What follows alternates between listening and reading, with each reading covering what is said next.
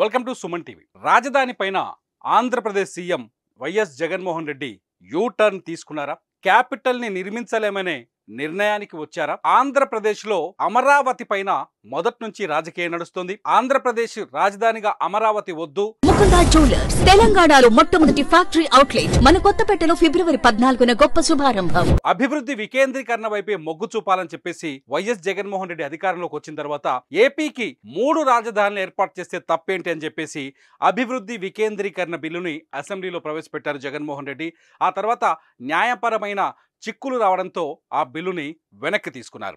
అయితే ఈ 3 రాజధానుల అంశం ఈ 5 ఏళ్ల పాటు పెండింగ్ లోనే ఉంది. విశాఖని పరిపాలన రాజధానిగా, అమరావతిని శాసన రాజధానిగా, కర్నూల్ని న్యాయ రాజధానిగా ఎంచుకున్నారు.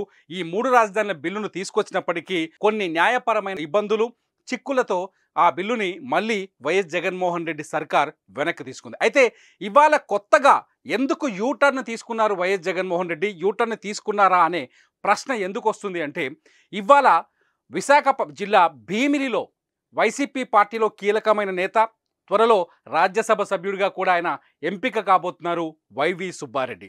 వైవి సుబ్బారెడ్డి ఇప్పటికే రాజ్యసభ సభ్యత్వానికి నామినేషన్ కూడా వేశారు.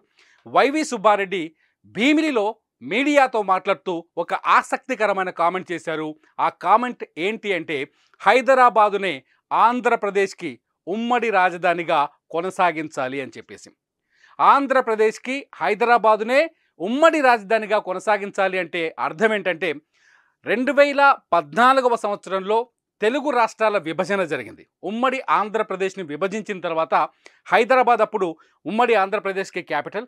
ఆ సమయంలో హైదరాబాద్ తెలంగాణ రాజధానిగా అవతరించింది.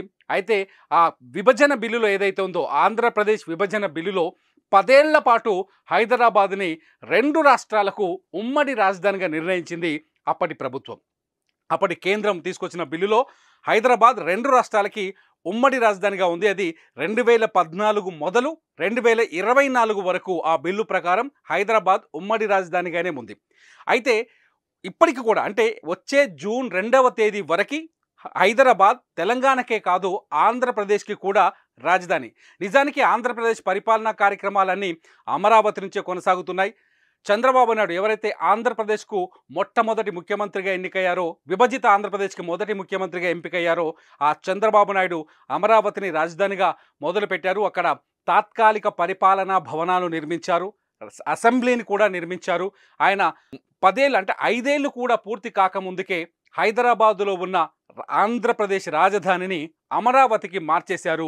వైఎస్ జగన్మోహన్ రెడ్డి 2019లో ముఖ్యమంత్రిగా ఎంపికైన తర్వాత కూడా ఆయన అమరావతి నుంచే పరిపాలన కొనసాగిస్తున్నారు. జగన్మోహన్ రెడ్డి ఏకంగా తన నివాసాన్ని తాడేపల్లికి మార్చుకొని తాడేపల్లి నుంచే ఆంధ్రప్రదేశ్ పరిపాలన కొనసాగుతుంది. అయితే ఇవాళ సుబ్బారెడ్డి వ్యాఖ్యల వెనుక ఉన్న ఆంతర్యం ఏంటి, సుబ్బారెడ్డి వ్యాఖ్యల వెనుక ఉన్న రాజకీయ వ్యూహం ఏంటి అనేది ఇప్పుడు ఆసక్తికరంగా మారింది.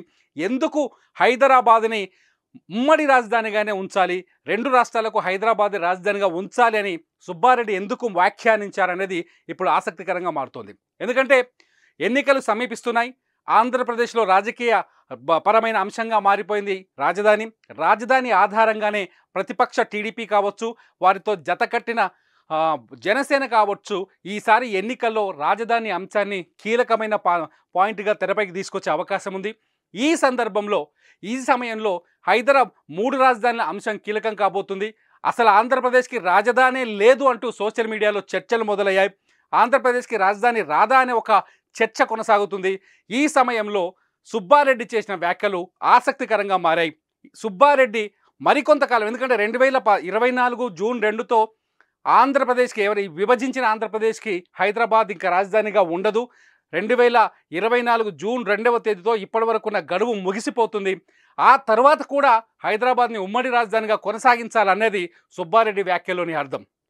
ఏదైతే రాజ్యసభ సభ్యుల ఎంపిక తర్వాత ఖచ్చితంగా ఈ అంశాన్ని పార్టీలో చర్చించి ముఖ్యమంత్రి దృష్టికి తీసుకెళ్లి అధికారికంగా దీనిపైన నిర్ణయాన్ని ప్రకటిస్తామంటూ వైవి సుబ్బారెడ్డి చెప్పారు. దీంతో వైఎస్ జగన్మోహన్ రెడ్డి వ్యూహం మారిందా?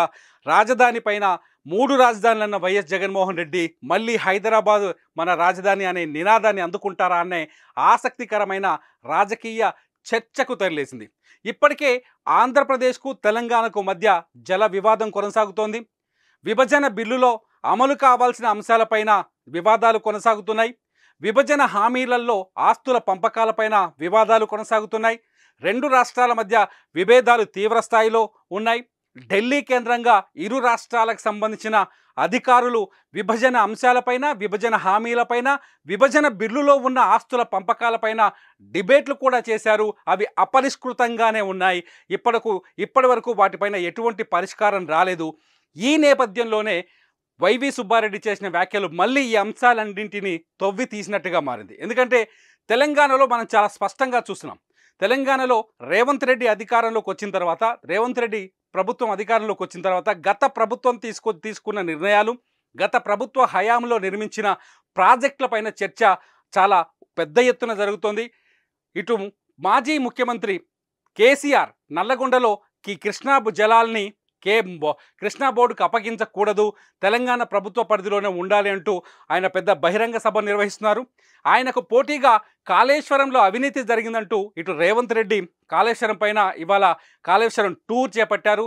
ఈ తరుణంలోనే వైవి సుబ్బారెడ్డి ఆంధ్రప్రదేశ్లో హైదరాబాద్ ఉమ్మడి రాజధానిగానే ఉండాలని చెప్పేసి ఒక కామెంట్ చేయడం రెండు రాష్ట్రాల్లో పొలిటికల్ హీట్ని పెంచుతుందనే చెప్పాలి. ఎందుకంటే ఒకవేళ హైదరాబాద్ అంశాన్ని ఉమ్మడి రాజధానిగా ఉంచాలని చెప్పినప్పుడు ఖచ్చితంగా ఇది భావోద్వేగాలకు సంబంధించిన అంశం అవుతుంది. రెండు తెలుగు రాష్ట్రాల ప్రజలకు సంబంధించిన అంశం అవుతుంది. హైదరాబాదు పైన ఇప్పటికీ ఆంధ్ర ప్రాంతానికి చెందిన యువతకు కావచ్చు, ఆంధ్ర ప్రాంతానికి చెందిన వ్యాపారవేత్తలకు కావచ్చు, ఆంధ్ర ప్రాంతానికి చెందిన ప్రజలకు కావచ్చు హైదరాబాదు పైన ఇంకా ఆసక్తి ఉంది. హైదరాబాద్ అంటే తమ ఊరుగానే భావిస్తారు. ఈ నేపథ్యంలో హైదరాబాద్ అంశాన్ని మళ్ళీ తెరపైకి తేవటం వల్ల రాజకీయ ప్రయోజనాలు ఏమైనా చేకూరుతాయా అనే కోణంలో కూడా రాజకీయ విశ్లేషణలు తెరపైకి వస్తున్నాయి. మొత్తానికి జగన్మోహన్ రెడ్డి రాజధానిని అమరావతి రాజధానిగా ఒప్పుకోలేదు.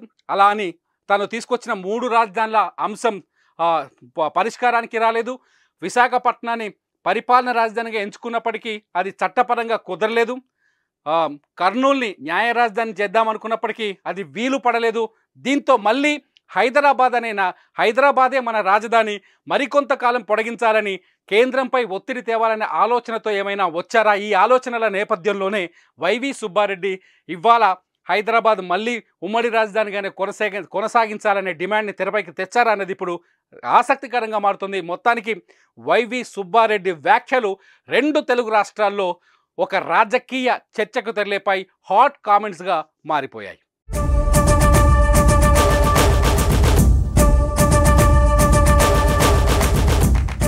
రెండు 2014 విభజన జరిగినప్పుడు రాజధానిగా ఉమ్మడి రాజధానిగా 10 సంవత్సరాలు హైదరాబాద్ను పెట్టారు.